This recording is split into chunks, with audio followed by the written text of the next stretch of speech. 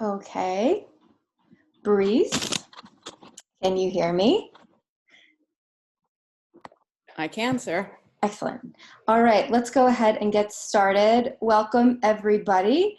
My name is Sarah Margolis-Pineo. I'm the curator at Hancock Shaker Village, and I am thrilled to be partnered by Brece Honeycutt this evening, our artist in residence through the Artists at Work partnership sponsored by The Office in New York City, which has placed Brece with us for 6 months from June through December to work in residence and just be inspired by the landscape and the culture of Hancock Shaker Village. This evening we are recording for this to become a document that will enter into a part of a curriculum that we're also building to accompany the residency and various programs at Hancock. So thank you in advance for your cooperation there. If you do have questions, please chat them at me through the chat function and we will get to them at the end of the dual talks. With that, I will turn it over to Brece, who has some beautiful slides and some really fascinating work to tell you about, and then I will follow up to speak a little bit more about the shaker context that she's opened up. All right, Brece, take it away. Okay, thank you, Sarah. Thanks to everybody for attending. And thanks to Hancock Shaker Village for hosting me and the office for dreaming up this amazing project. And one part of our project is that we have a collaborative partner, which is Camp Hill Village, which is in Copiague, New York. And they are also a communal community. So I'm going to start sharing slides and then I'll talk a little bit more.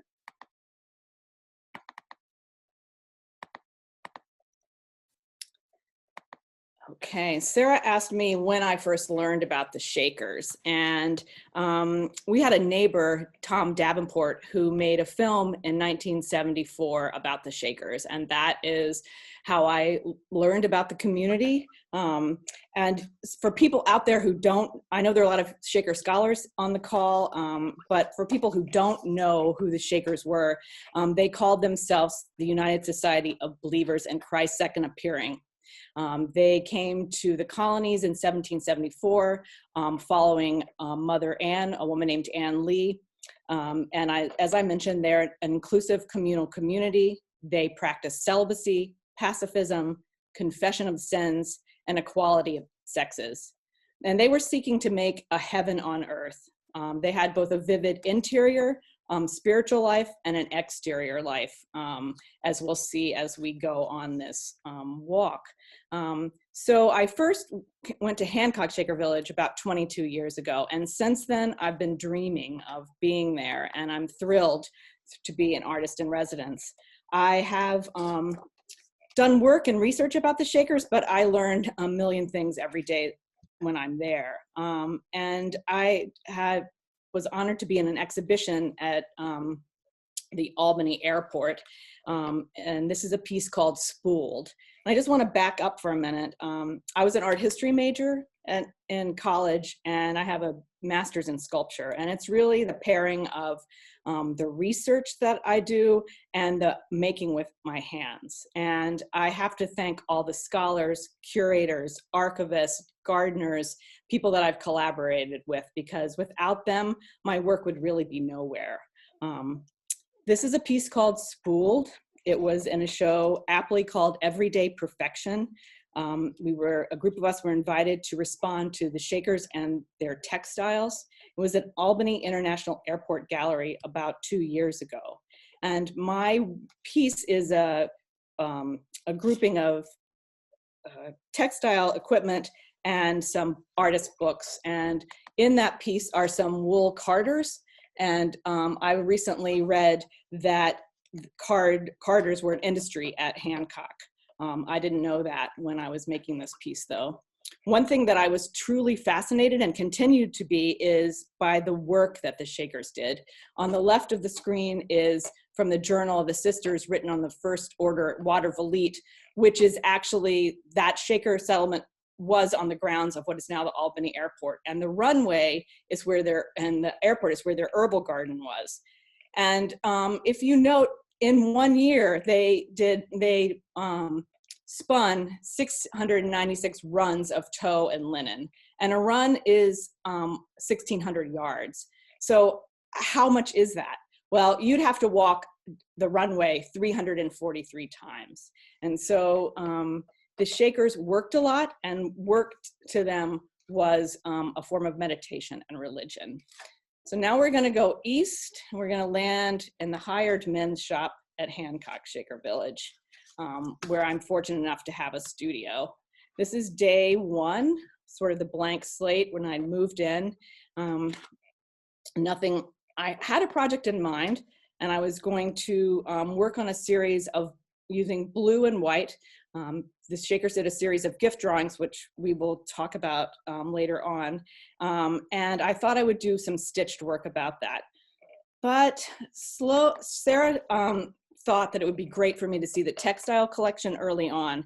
And I, in order to research that, reread parts of Beverly Gordon's Shaker Textiles. And it was this phrase that changed, or this that changed my whole project, that Shakers could use any color they could dye. And I started reading how many colors there were, looking at the textiles, and was in awe of what all the colors. I'll talk about that more in a minute. For those of you out there who are not dyers, like, how do you make a dye? It's basically, you add a dye stuff. On the left here is goldenrod. You add heat and water, and that makes a dye. Of course, there are many things that you can and cannot do for lots of dyes, but that's basically what happens. And you get color from plants, from barks, from leaves, from roots.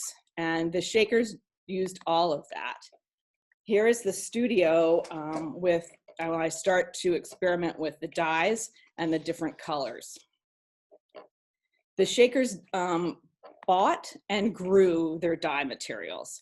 The dress on the left hand, the darker, redder one, is, we think, done with madder, and the other one is done with butternut, which are two examples. Madder is a root, and they would have purchased madder, indigo, which is a blue, logwood, which is purple, cochineal, which is a bright pink, weld is yellow, woad is blue, and Brazil wood fustic is yellow. So they would have purchased barrels of these and then divided them up between communities and then between groups within the communities.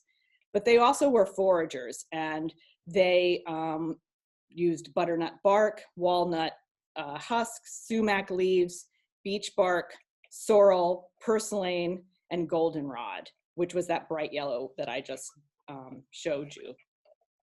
So we have garments. We also have beautiful illustrations done in the 1850s, which show the garments in action, if you will. This one perhaps is logwood on the left with butternut, maybe. It could be madder that's treated to be that added amendment, which would make it that color. And the other one is on the right is perhaps madder with logwood. Here are two Dyebaths with one, oops, sorry. One is madder on the left and logwood on the right. I am dyeing very small quantities of dye. The Shakers were production dyers. They dyed huge runs of cloth, as I was talking about, or yarn. And they would have used natural dyes up until about 1870, even though aniline dyes came in, which are coal and tar-based dyes, in about 1856. And people changed over to using those because they're easier, you don't have to forage for them, and they give you more, supposedly, even color. But a natural dyer, there's so many beautiful natural dyers out there that get beautiful even color from these elements. So here is some of my favorite things that they also did with cloth. Not only did they dye it, but they would make these cloths they called changeable, which has the warp and the weft in two different, the warp is the up and down, the weft is the perpendicular. So they would have a red and a blue and a brown, and it makes the colors shimmer. They're changeable. You're not just dyeing or making a one color cloth, which is a consideration and something the Shakers were very deliberate, and this was a deliberate way of making cloth. Here are two other garments so you can, that have a treatment that we're going to talk about in a minute, but it just gives you an idea of the sister's garment on the left and the brethren's garment on the right with that beautiful deep indigo vest. So we're going to go back outside, and I want you to just think about the garments as we all walk around in our clothes. We're just put yourself into maybe a Shaker garment, and now we're going to think about walking through the village and how people move in the village. I also wanted to point out, though, that this is the dye house up here. So Hancock had a dedicated dye house. Unfortunately, it's not there now. And not much is written about it, but we think, Sarah and I have gone out there and tried to figure out where it might be, that it might have been in the path to have water. And anybody that's a dyer knows that you need huge quantities of water when you're dyeing to make your dye bath, to rinse. And so now, welcome to the City of Peace. So we've now talked about what people wear. Now we're out in the landscape of Hancock. And I just want you to look at the colors of the buildings and that were painted this way in many villages. And I know Sarah's going to talk about the millennial laws, which were a set of rules, if you will, that outlined many things, as well as what would be painted and what buildings would be painted what colors. So I've been walking around the village looking at the colors, trying to posit, you know, why they painted them, and also just thinking of the beauty. I adore this pink barn, and I have a project called Color Matching, where I dye a textile and I take it out on site and photograph it, just to sort of make me think a little bit more about the building. Now we're going inside to the meeting house. There's not that much writing on why the Shakers picked the colors, but we do know that blue and white were heavenly colors to them. And also, blue was a very expensive paint. This is Prussian blue, and at that time it would have been $12 a pound, and the lead white is 8 cents a pound. So they chose the colors also for their not using them sparingly, so only the meeting houses were painted inside blue, and perhaps maybe a band on the outside. The Shakers did make their paints like they made their dyes, which basically is a dry pigment with some sort of binder, and they did that till about 1870, when they felt that the world made paint good enough for them to use. Here's another color matching project with indigo. And here is a meeting house in action with the Shakers' sisters and brethren wearing garments. The sisters are wearing white. These textiles right here would have most likely had a blue line, and the brethren are wearing blue trousers and probably brown or drab, as they called it, vests. Here we have their coats and cloaks. And a woman from the world, brightly colored in red. We're going to go back outside for a minute, and we're going to go inside to the dwelling and to one particular room. I want you to take a moment and just look around and at this room and think about what you do and do not see. The walls are beautifully white, and there is no images there are no hanging objects, no framed pictures. But we do have amazing color and pattern.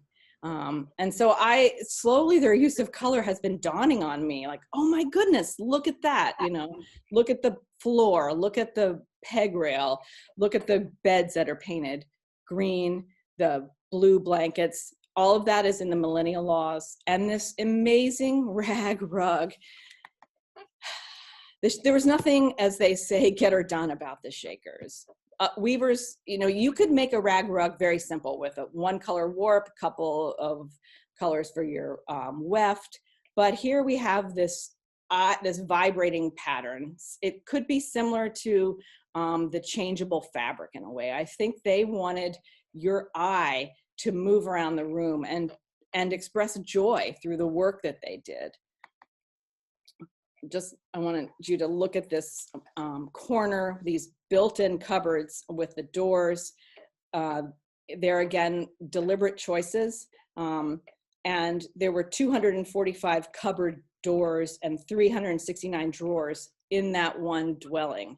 So it was a lot of paint and a great deal of work that they did. And here's a goldenrod for that bright yellow. The Shakers didn't wear yellow, but they did use it. I've been wondering, I read somewhere that Mother Anne was clothed like the sun. I wonder if yellow was too close to that statement. I'm not sure. I haven't found an answer for that, but if somebody out there on this call knows, please let us know. Here's some color matching, which leads back to objects. So you have the garments, the rooms, the outsides of the buildings, and then you have the objects that the Shakers made. Here are the amazing Shaker boxes. You might start to notice the colors. They did paint some blue, the green like the bedstead, and that chrome yellow. So I've started to do projects in relation to that, thinking about groupings of colors, you know, like stacks of boxes or objects, as you might notice on the left, and the ones on the right are books, if you will. They are stitched together, artist books. Here are some more color studies on the left on the right, and these amazing pails painted on the outside, but not the inside. We're back to the studio and what I have been working on there that somehow perhaps relate to these gift drawings. The gift drawings were done over a 20-year period where certain Shakers, mainly sisters, but some brethren, would have visions and received gifts from spirits, perhaps Mother Anne, perhaps other Shakers that had passed on. And they requested paint and paper to note these down. And when I read a while ago that they requested, paint, I just assumed that they got a watercolor kit, right? But never assume anything. And then I was reading Susan Buck, who's a scholar, and she notes that they actually made the watercolors with the same pigments that were used on the buildings. And in the rooms, you might notice that beautiful pink, the yellow, and the green. And this is one of my favorite ones, done by Polly Collins at Hancock in 1853. And it's wreath brought by Mother's Little Dove. And they also received gifts in text as well. And on New Year's Day, 1842 at Hancock, and the City of Peace, the vision of heavenly costume promised to believers. A coat of heavenly brightness of 12 different colors, which cannot be compared with any natural beauties. A gown of heavenly brightness, even like those brethren's coats, which have 12 beautiful colors and do shine exceedingly. These are the emblems of holiness, virtue, and purity. So even in heaven, they had 12 colors, more than the rainbow. Thank you so much.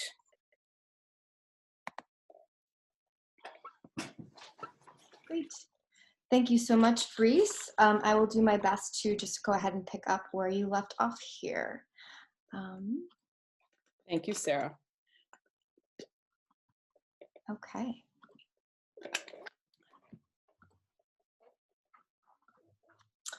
Okay, so contrary to popular imagination, the Shakers lived in a brilliantly colorful world, as Brece outlined. Interior woodwork and floors were painted lively shades of yellow gold. Built-in cabinets were washed in a deep red. Furniture and smallware populated rooms with red, yellow, blue, and occasionally green. As many of us know, the removal of color from Shaker objects and interiors happened gradually, possibly even initiated by the Shakers themselves, whose waning membership led to challenges maintaining the bright surfaces. During the first half of the 20th century, Shaker furniture and crafts became hot commodities on the antiquities market, and many collectors and even institutions preferred the stripped-down look of natural wood. The turn of the century arts and crafts movement promoted this aesthetic as well, and there was a cultural return to the purity of the handmade in the wake of industrialization and mass production, which certainly resonated with the history of the Shakers. Fortunately, a stronghold of collectors retained the original integrity of their Shaker objects, and many of the original surfaces have been preserved. In the collection at Hancock, we have boxes and buckets, beds and built-ins, which continue to show their intended color, albeit a bit dulled by age. Brece's project at the Village has encouraged me and really challenged me to consider the radically colorful world of the Shakers. What would walking past the painted red brick dwelling, pink horse barn, and yellow ochre workshops have been like? Was it utterly dazzling and uplifting against the backdrop of the Berkshire's winter, waking up in the brick dwelling retiring rooms surrounded by brilliantly yellow peg rails, which by the way is called Sunshine in the Benjamin Moore palette, marigold floors, bright rag rugs, and rust-colored cabinets?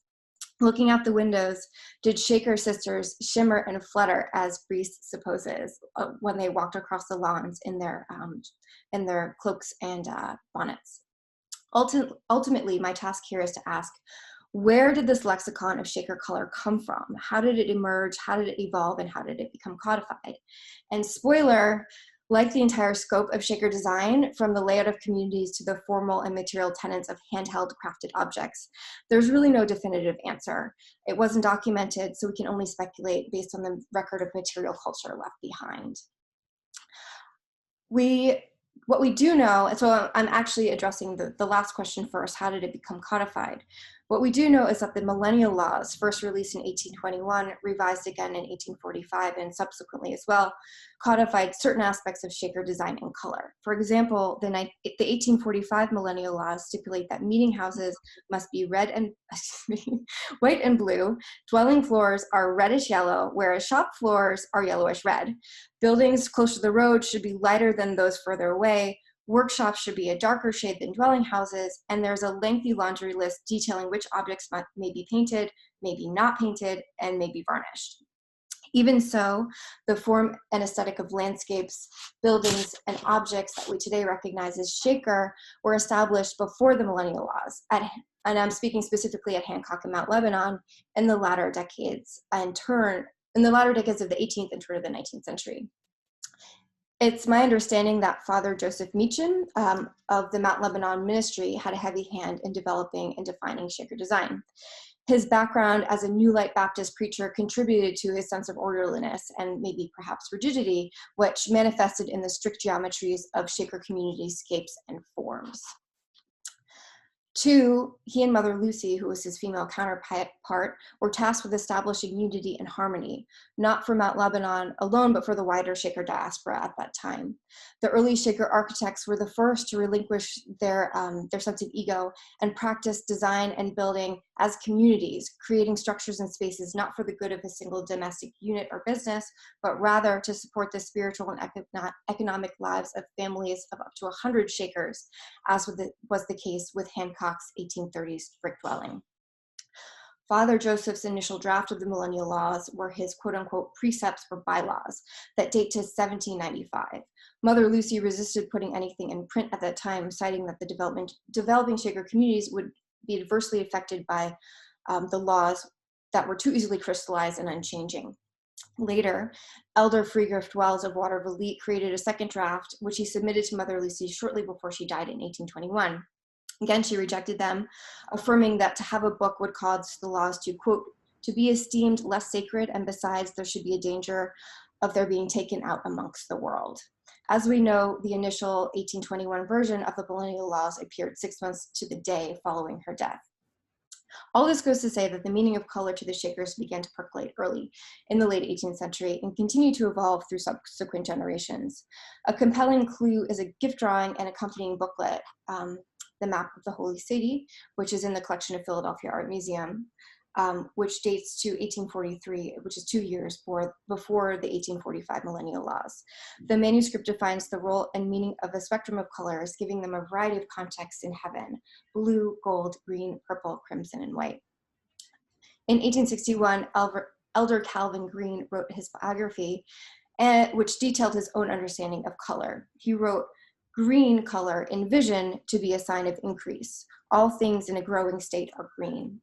Red always denotes sufferings, tribulation. White represents clean, purified form, the sins of stain accepted. The stains of sin accepted. Blue represents heavenly. Azure blue or peach blue color represents love.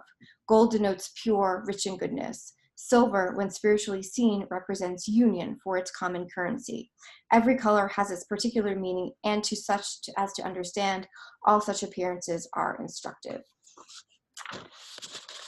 He wrote about Isaac Newton Young's thoughts on color as well, and outlined, "And as colors and beauty in the natural world are caused by the arrangement and quality of all things that attract the rays of light and show forth beauty and glory to their order and qualities, so all divine glory is seen in all things, and all things according to their order."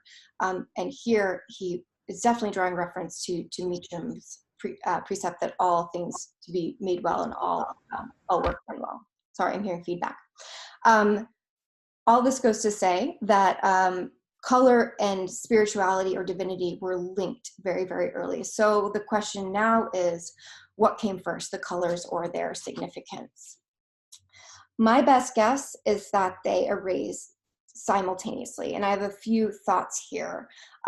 First, Shaker communities were designed to be apart from the world. The architecture scale, and I'm guessing the vibrant colors of the buildings and communities would have facilitated the sense of departure for Shakers and non-Shakers alike. Second, Shaker communities were models of practicality and efficiency.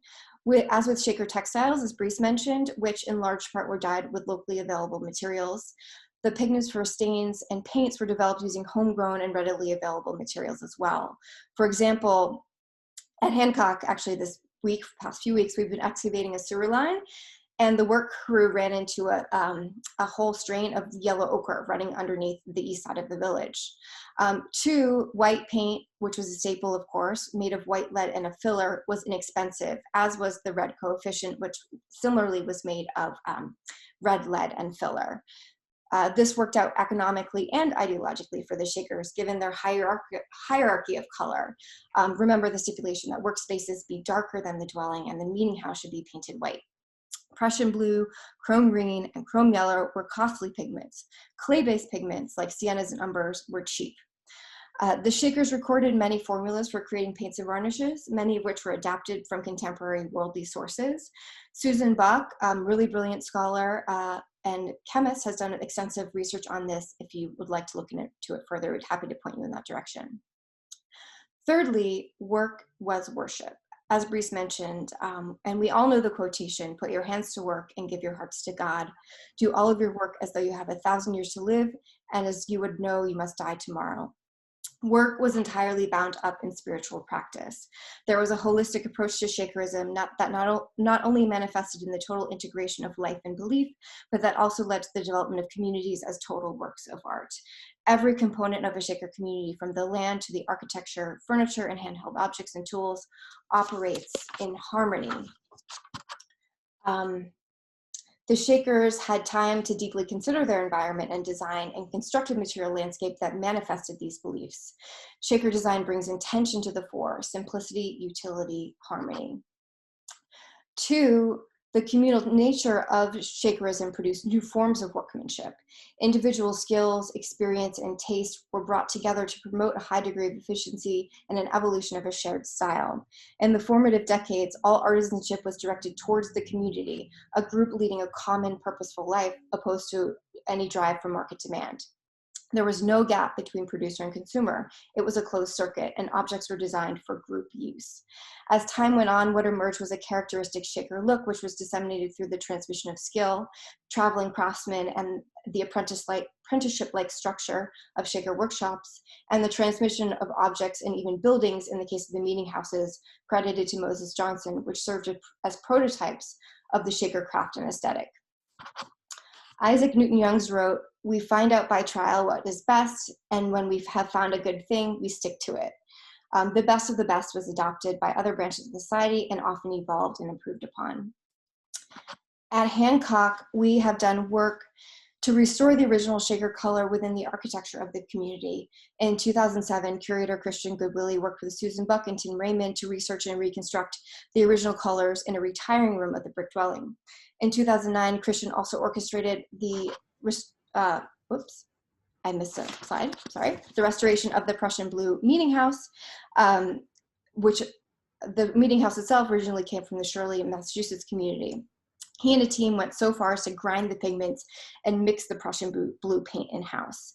This year, I'm working with artist and historian Dorian Sanders to create a digital reconstruction of the second floor of the dwelling that can be experienced virtually. And this is just a beta test, just so you all know. It can be experienced virtually online through our newly launched Apple Store app. This is an exciting leap into a new realm of interpretation that expands our understanding of Shaker life and experience. As well, we're in the process of restoring our Victorian trustees house. You can, with its, and including a reproduction of the original 1935 wallpaper. So you can see a really poor shot on my iPhone of one of the interior spaces with a Victorian marble sink, as well as a digital reproduction of the motif, and a really lovely colored photograph of Fanny Estabrook, who was one of our last Shaker eldresses at Hancock. My hope for this work and the extraordinary work that Brece has brought to our campus will help contemporary audiences demythologize the Shakers, dispel this idea of the quote-unquote grim room where several grim hats were hanging on grim pegs, and the time was grimly told by a grim clock which uttered every tick with a kind of struggle as if it broke the grim silence reluctantly and under protest, as Dickens wrote. And dispel the idea of the gift to be simple, the agrarian utopians happily working away in a field or at a spinning wheel. Simplicity to the Shakers is deeply complex, a process that involves the stripping away of worldly excess to arrive at a vision of the Christ life. The Shakers were millennialists, and the vision of the early architects was of a heaven that radiated with gold.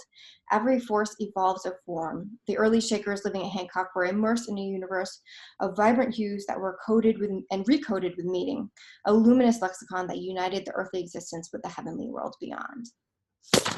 And with that, I will welcome Brece back into the conversation. And actually, I realize I should not. Brece? Yes. Oh, there you are. Wonderful. Just a quick reminder that please chat your questions to us. Brece is now the leader, so I believe you'll receive them, Brece. But we thought we would open up a discussion of a selection of objects drawn from our collection at Hancock. And I apologize that the citations did not make it on the slides, but this is a pair of pants from the Andrews collection at the village that would have been a sort of everyday wear for a Shaker brother. And Brece, would you like to start your thoughts on this object? Sure, and aptly, we had just the question about this. What didn't the Shakers from, develop a process, wrinkle-free cloth? And that's exactly what this is. The Shakers were brilliant. They labored, they worked 15-hour days, and they loved to figure out ways to make that labor less. And so they had a process to using zinc chloride, where they would coat paper with zinc chloride and then put the fabric in between the sheets of paper and heat it and press it, and it transferred. And so it made it shiny, which is one of the things that I'm quite fond of. These are from 1850, and it's also they're water resistant too, as well. And they have buttons of gutta percha, which are tropical tree resin that started to be used in the 1850s. The Shakers were also of their time. They when the sewing machine came in, they used it. They wanted to use the modern technology.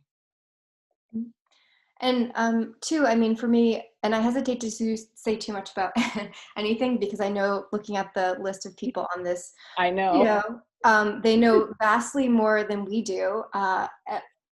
Former curators and scholars who have researched this object are here joining us, so please feel welcome to chime in. But what I will say about this object and what I love about this object is that the initials for me bring to mind this idea of individuality within community and what that means.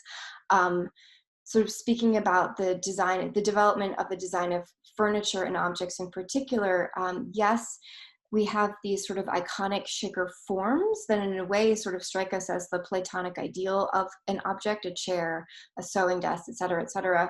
But the things that were made for community members, from chairs to tables to tools, were actually uniquely crafted for the individual to use them and the task that the individual was going to pursue while using them. And so I love to see these initials to be reminded of that hyper specificity, that bespoke quality within this very universal harmonious idea of what shaker design is and what it became.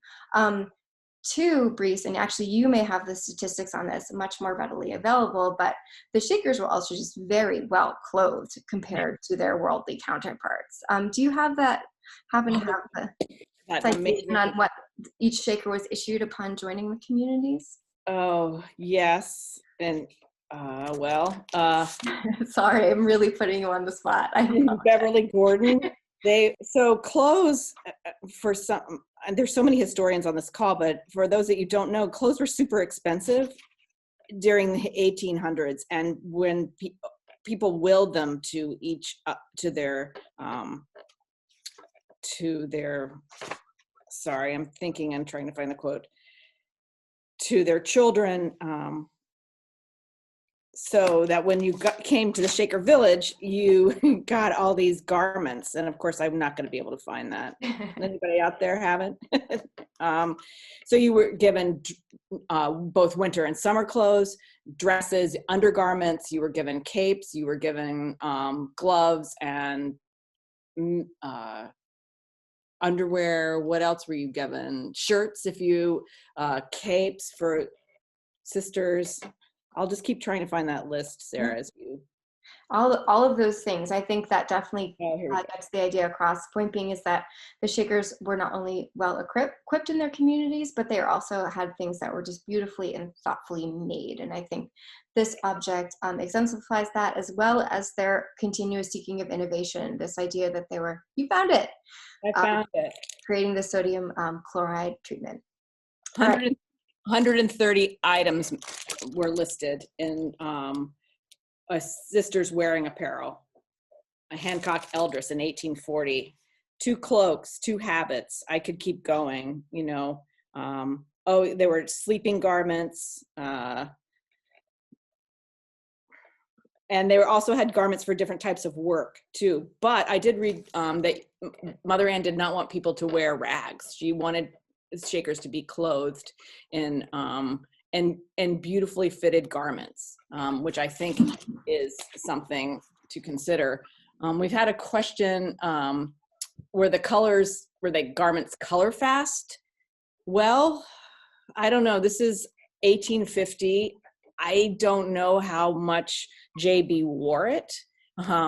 I think this is a garment that's been let out in the back, in the rear. So it says in the book that he might have shakered his plate too much, that he might have eaten too much. So perhaps that means that he wore it for over a long period of time. And the color looks pretty good. There are some garments that are faded in the collection, but they did use dyes and treat their cloth or the yarn in order for it to be color fast with mordants. You know, the technology hasn't changed that much. So the indigo garments are quite beautiful in the collection. Actually, on that note, and I should add that the pants, these are from an unknown community and dated to about 1850. And so here we have an example of indigo, which is also a vest. from the Andrews collection at Hancock Shaker Village, dated to about 1840, also from an unknown community. So Brece, you want to tell us a bit about indigo? Sure. So the Shakers dyed with indigo a great deal, and it went in and out of fashion due to cost mainly. And so, they were wearing them in 1806, but then they stopped wearing them, then they came back in, and it's a sort of a progression back and forth of using indigo because it was so expensive. It was something they did not grow, but they purchased. And it is, as I said, the same technology that that we use today for our indigo vats.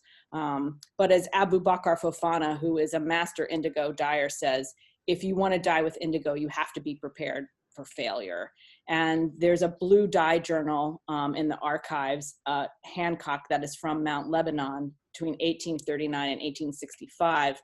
And the sisters are always talking about the vat not behaving correctly. What are they going to do? They stay up late. They walked from Hancock. So they're at Mount Lebanon. They walked to Lenox at 4 o'clock in the afternoon to meet the Dutchman so that he can help them with their vats, because indigo vats are finicky. And so, but and blue is also a color that they, was elevated. So they struggled with it and they kept dyeing with the indigo.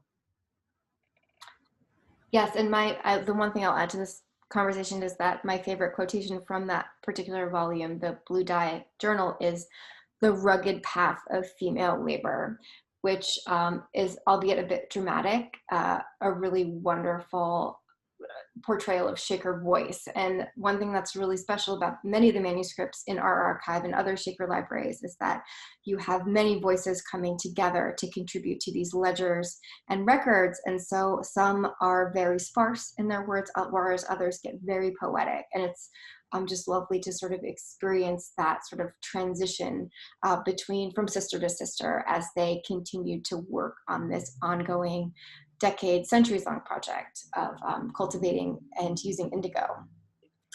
And let's move on for the sake of time, Brece. Okay. Lastly, we have the iconic Shaker cloak, which you may even recognize from the recent adaptation of The Handmaid's Tale, as well as two of our cloak mavens here at Hancock. The cloak shop was actually run by Carolyn Halfrich, but I will say that cloaks came more readily out of Mount Lebanon, who really sort of defined it, created the Dorothy cloak, as well as Canterbury, New Hampshire. And so Brece, what are your thoughts on the cloaks? Well, so originally when the cloaks were made for the sisters, and so they would have only been in browns and colors, not as vibrant as this. These cloaks and the ones that were sold are that 12, that rainbow of colors, and they would have been made with aniline dyes, which are coal and tar-based dyes. But they're absolutely stunning when you look at them. I've been wanting to try one on, but I haven't done it. And the women from the outside world wanted them because they had that huge hood and because they had that cape on the cloak that kept you warm. But I think it's also interesting to talk about they're made from wool. Somebody's asking, like, what did the Shakers use? And I talked briefly about the Hancock, the wool cards, but they had an industry with merino sheep. And so, we talk now the fashion world talks about fiber shed, which means sourcing from materials from around you. And the Shakers were one of the original fiber sheds, using their merino sheep. Later, they would purchase cloth from the outside world when they deemed that it was good enough to use. They also were something we might call zero waste now with these cloaks. Didn't they have, Sarah, those magical yardsticks that were used? They sure did. And they also used, they used all of the cloth as much as possible. And then they also used the remnants to create something called pen wipes that were definitely a we don't use them anymore, but they're these colorful little felt dolls used in writing practices. And so they were definitely very mindful of not only mending and repairing, like we saw in the first slide with the pants and somebody who got a little too shakered their plate too much, to using every bit of cloth. And now there's a real resurgence in this concept now with upcycling dead stock, as well as sort of the zero waste knitwear phenomenon, which I think is really exciting and very, very shaker. What these cloaks say to me, and what really actually excites me about them, is this idea of the female economy that was really something that the communities transitioned to in the late 19th century, sort of post-Civil War. The Shakers community subsisted for many, many years as agrarian economies, but in the wake of industrialization, it really, there was a need to expand their businesses and expand their economic potential. And who really picked up the lead on that were the sisters. And so they produced a whole array of fancy goods, garments, cloaks, and other objects that essentially supported Shaker communities in the late 19th and through the 20th centuries. And so it's just sort of an amazing endeavor to me, and also an amazing practice in sort of the agility and just the capacity for Shakers to continuously innovate, and also to allow the women of the community to really take the helm in a cultural and very economic way. So I don't know, are there any other questions from our community here? You can take over being the host if you want, Sarah, but there is a question about silk worms. And so this cloaks were lined with silk and there were villages that had silkworms and made silk from them, mainly in Kentucky, right? I think. And Watervliet had silk as well. Oh, that's right, they did. Yes, they did. I should know that. Ah, well, there's a lot to remember. There certainly is. And just to go up to Bree's question too, yes, color was prominent in all Shaker Village locations. And in fact, there was a codified lexicon of Shaker color that was adapted and translated through the various Shaker locations, including out west, where they did tend to go rogue, and not everything was followed faithfully, but yes, every Shaker village was very, very colorful. Let's see. Yes, Anthony asked about the dwelling house. He asked, is that why in the dwelling house the upper floors had storage? They could store summer and winter clothes. Yes, Anthony, absolutely. We have a full 2 floors that were dedicated to storage, and many of those rooms do have these very conspicuous hooks hanging in the ceiling, where you can imagine just rows and rows and rows of garments hanging over winter or over summer. Christian had a phenomenal idea to invite Christo to the village. May he rest in peace. And so Anthony also would like to know, when did the Shakers stop dyeing cloth and rely on the world for supplies? Brece, do you have insight there? I think it was around 1870 from what I've read. So even though aniline dyes came into being in 1856, they waited a little while as usual to see the quality. And so that is about the time, and also about the time, I believe, that when they started to buy more cloth from the outside world. They were very concerned about quality, and everything. It's not just the cloth, I think, but with the attention to the detail, everything was made with the exquisite craftsmanship or craftspersonship.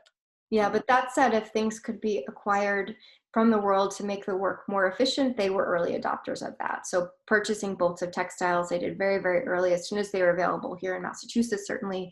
And then also, as Brece mentioned, with the sewing machine, as far as I know, we were one of the first locations. Our elder immediately went out and purchased sewing machines for the sisters to make their work quicker and more efficient. So early adopters of technology all around.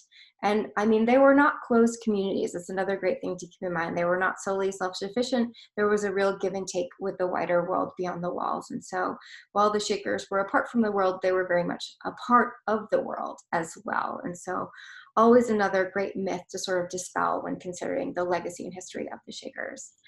And so with that, Brece, I mean, that looks like we are done with questions. Oh, and Beth Parker Miller, thank you, Beth, reminds us that Whitewater, Ohio also raised silkworms. But with that, I believe we may want to call it to a close. This has been Unless really, anyone else has questions or corrections. I'm sure we'll get always emails. happy for, to know more. Yeah, I'm sure we'll get the many emails of corrections, and please bring them on. This is please. What our first attempt at behaving scholarly in this field. So very appreciated in advance for the criticism and assistance. So with that too, I should invite all of you out there to please consider visiting us at Hancock Shaker Village. We are open for another week. We close for the season November 1, but we will be open periodically through the winter for special events and programs. So please stop by if you're in the area. It's a lovely, safe outdoor destination in these crazy times. So everyone out there, please take care and stay well, and we will be in touch soon. Take care. Thank you so much.